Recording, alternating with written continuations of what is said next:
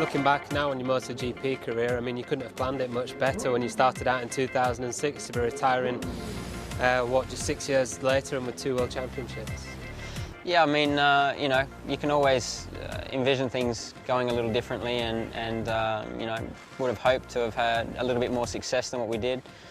Considering the years we've had, I can safely say I've been very proud of my career and what myself and my team have done. So, I think in such a short time we've achieved a lot. Stand up, Australia! Salute your hero! What's your strongest memory of Casey's MotoGP career? For sure the first race, because the beginning, first race he won. So it was not so easy, no? Different bike, different tire, different displacement, different team. Everything was new, but for him no problem. He adapted himself very quickly and won the first race. And then the 2 titles, sure. Maybe one was a really special feeling for me, because when we had the chance to move to MotoGP with him,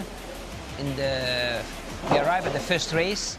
We had flights delayed, I think, twice. Slept in the airport the night before. He jumped on my car and then we drove very quick, while he put on his leather and Elisa gave him a coffee, Went straight out on the bike and I think we were first or second quickest in that first session. Wow. For my first time to be in MotoGP, as a team manager, it was a really special feeling. I said, that's fantastic.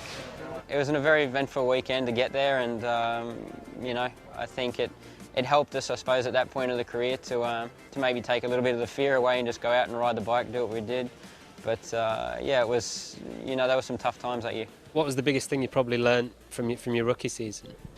Don't trust people with more experience with you just because they have more experience. I think it was the biggest thing for us in my career is that, we always looked at these people that had so many years of experience that we were working with or other people we had to deal with in the paddock.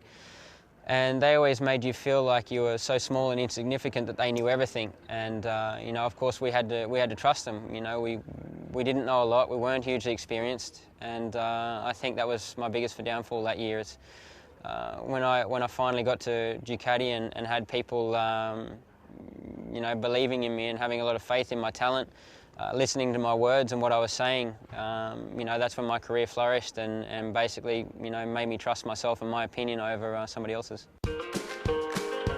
What was it like to have him alongside you in the garage? Well, it was tough sometimes. Lord, yeah, I think my one is more tough than him, because he's just come to Ducati on 2007. And we do the first test here in the end of 2006, and immediately him is so quick with the bike. I still struggle a little bit on that time, but him always when he stopped on the pit, say the bike is perfect and he's quick. And this is for sure is really tough season for me. Yeah, I would say the thing about Casey, sometimes he definitely make you scratch your head, especially the first practice or the test, the first hour, because his strength to me was always to find the limit. He's so quick to get to the limit, no matter what the condition of the track is or the temperature was. Definitely sometimes made you want to beat your head against the wall. What's been the biggest change from the Casey Stoner of 2006 to the Casey Stoner of 2012? I'd say just believing in myself, my opinion, and having the right people around me. I think, I've always been one that I've always wanted to be better. I always think I can be better. I always think the bike can be set up better. A lot of people take this as a negative with me, that I'm always complaining, but for me it's not complaining, it's just always striving to be better. He always been very straight and very, very square, Yes or no, and there was no way to persuade him in, oh yes, but, no but. No way to, was yes or no. Even to this day, this year, my last season, I'm still learning things that I've been trying to learn for so many years, and they've just clicked this year and made my riding a lot easier in certain aspects. So, I think we've grown in the right direction and in the right way.